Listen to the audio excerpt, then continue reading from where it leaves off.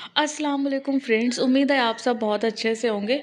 तो आज पूरे 10 दिन के बाद छुट्टियां बिताकर घर से मैं जा रही हूँ वापस यूनिवर्सिटी कानपुर। तो ये है प्रतापगढ़ का स्टेशन और हमारी ट्रेन है 4:25 की।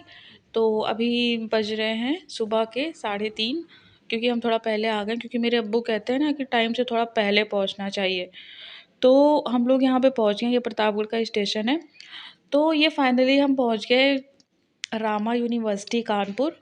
और बीच में मैं बस आराम से सो गई थी रास्ते में ट्रेन पे, क्योंकि हमारी जो ट्रेन है वो प्रतापगढ़ से रोज़ कानपुर आती है और कानपुर से रोज़ प्रतापगढ़ जाती है। तो ऐसा कुछ नहीं था कि अगर मैं सो जाऊँगी तो आगे चली जाऊँगी, फिर मैं आराम से सो गई और मैं डायरेक्ट कानपुर में ही उतरी हूँ। तो आज ये बहुत ही ज़्यादा धूप निकली हुई है और यहाँ के लोग ऐसी बातचीत कर रहे हैं आपस में कि धूप बहुत दिनों के बाद निकली है। ये आ गए हैं रामा यूनिवर्सिटी फाइनली। तो ये रामा यूनिवर्सिटी का गेट है और इधर से मतलब ये लेफ़्ट साइड जाएंगे तो रामा डेंटल है, मतलब रामा का डेंटल मेडिकल कॉलेज। और ये है यहाँ की हॉस्पिटल, जो कि यहाँ पे हमेशा बहुत ही ज़्यादा भीड़ भाड़ रहती है। और यहाँ की ये बहुत ही ज़्यादा फेमस हॉस्पिटल है और आसपास के लोग भी रेफ़र होके यहाँ पे आते हैं। और अभी तो मुझे यहाँ पे आए हुए 3 या 4 महीने ही हुए हैं, तो मैंने इतने दिनों में बस यही देखा है कि यहाँ पे बहुत स्टूडेंट और भी, मतलब स्टूडेंट कह रहे हैं, यहाँ पे बहुत सारे पेशेंट्स आते हैं। और ये है हम लोगों के हॉस्टल की तरफ का जाने का रास्ता। और हम लोगों के हॉस्टल का नाम है कल्पना हाउस, कल्पनाओं में बसा हुआ कल्पना हाउस। और उसके पास और भी एक हॉस्टल है रानी लक्ष्मीबाई, और एक और हॉस्टल है बॉयज़ बगल में रमन। और भी बहुत सारे हॉस्टल हैं, लेकिन इस साइड बस इतने ही हॉस्टल हैं। तो आज बहुत दिनों के बाद आके ऐसे लग रहा है जैसे कोई बहुत ही नई नई सी जगह आ गई हूँ। और फिर ऐसे पहले लगता था कि मुझे हॉस्टल जाना है, अब लग रहा है नहीं नहीं, अब मुझे घर जाना है। हाँ तो फ्रेंड्स, घर के बहुत सारे खाना खाने के बाद हम आ गए हैं आखिरी में अपनी असली औकात, यानी कि मेस में खाना खाने। और मेरे रूममेट को दूध लेना था, क्योंकि उसको दूध से दवा खानी होती है, इसलिए उसको रोज़ रोज़ दूध लेना, थोड़ी देर में वो दूध लेने आती है खाने के बाद। अक्सर तो मैं रूम में ही खाना खाती हूँ यहाँ से ले जाके, लेकिन अभी मैं उसके साथ यहाँ पे दूध लेने आई हूँ। और यहाँ पे आके ऐसा लग रहा है कि इससे अच्छा तो मैं घर पे ही रहती। कुछ भी हो, मतलब घर की जो नॉर्मल सी चीज़ें होती है ना, जो पसंद नहीं होती, वो भी हॉस्टल में आके याद आता है कि यार वो कितना अच्छा था। लेकिन हाँ तो फ्रेंड्स, अभी हो चुकी है सुबह और आज बहुत दिनों के बाद जा रहे हैं कॉलेज। पूरे 10-11 दिन हो गए कॉलेज गए हुए। और सुबह ही सुबह इतना ज़्यादा कोहरा है, बिल्कुल भी कुछ दिखाई नहीं दे रहा है। और सुबह मतलब 8:30 हो गए और हम लोग को ऐसे लग रहा था कि अभी 6 बज रहे होंगे, मतलब इतनी जल्दी सुबह हो गई। और सुबह उठे तो इतनी ठंडी, इतनी ज़्यादा ठंड है ना कि ठंड की वजह से हाथ में दर्द से हो रहे हैं, अगर ऐसे हाथ थोड़ी देर खुला है या फ़ोन में बात कर लो तो इस तरह से। और इतना कोहरा है भाई, कुछ दिख ही नहीं रहा है। और ऐसे लग रहा है कि हम लोग बस एक सड़क पे चल रहे हैं और सामने पूरा वाइट वाइट है, पूरा कुछ बर्फ़ जैसा, बादलों जैसा। तो अभी जा रहे हैं कॉलेज। अभी 9 बजे की हम लोगों की क्लास है, जो कि हमेशा की तरह नहीं, हमेशा की तरह नहीं, कभी कभी होता है। तो अभी यहाँ पे हो रहे हैं 9:11, क्योंकि हम लोग हो गए हैं थोड़ा सा लेट और क्लास में पहुँचते पहुँचते 9:20 तो हो जाएंगे। अब देखना यह है कि क्लास में हम लोगों को घुसने दिया जाता है या नहीं, सबसे बड़ी दुविधा है। कुछ टीचर्स होते हैं ना, वो आराम से मान जाते हैं कि हाँ आ जाओ, लेकिन कुछ टीचर्स होते हैं बड़े खड़ूस होते हैं और ऊपर से कहेंगे तुम लोग तो हॉस्टलर हो, और हॉस्टलर हो के इतनी देर लगा के आ रहे हो तुम लोग।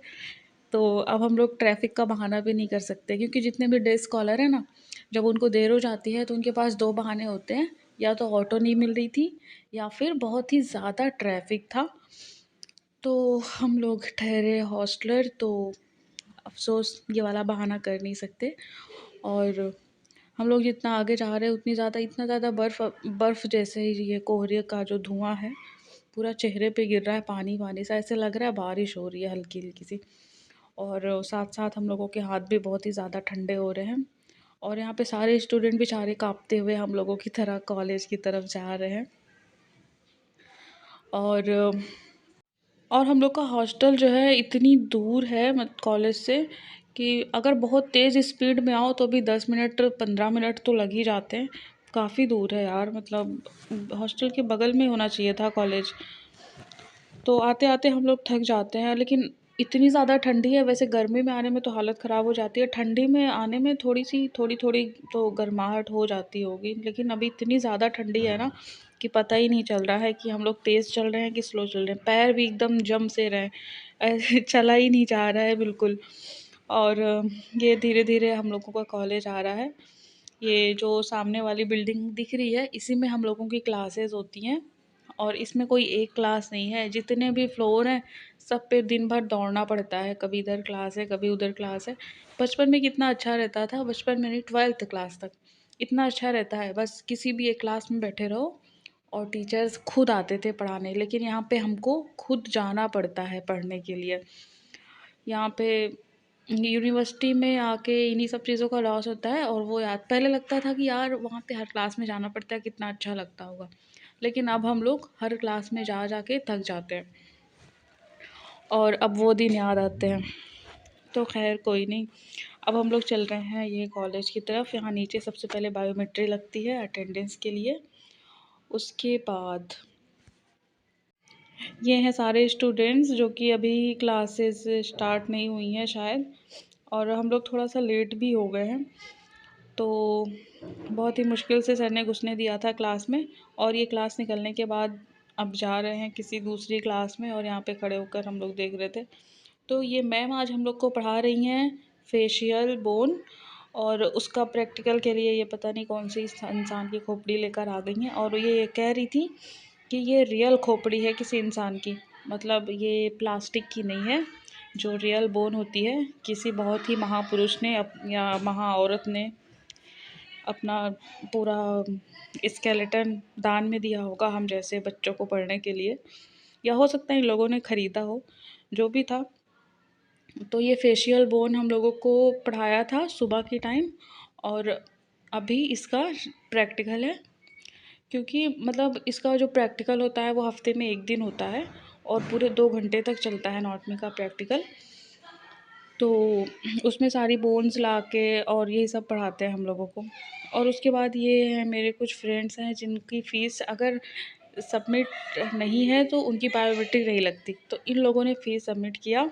और उसके बाद ये जो भीड़ आप देख रहे हैं ना, ये सब वही वाले हैं कि हमारी फ़ीस तो सबमिट है, फिर हमको बायोमेट्री वाला क्यों नहीं पहचान रहा है। तो यहाँ पे शायद कुछ नाम में गड़बड़ी हो गई थी, तो ये भैया जी सही कर रहे हैं सबके नाम की स्पेलिंग मिलाकर कि बायोमेट्रिक क्यों नहीं लग रही है। उसके बाद हम लोग कैंटीन गए, और फिर अगर आपको हमारा व्लॉग अच्छा लगता हो तो प्लीज़ हमारे चैनल को सब्सक्राइब करें। Thank you.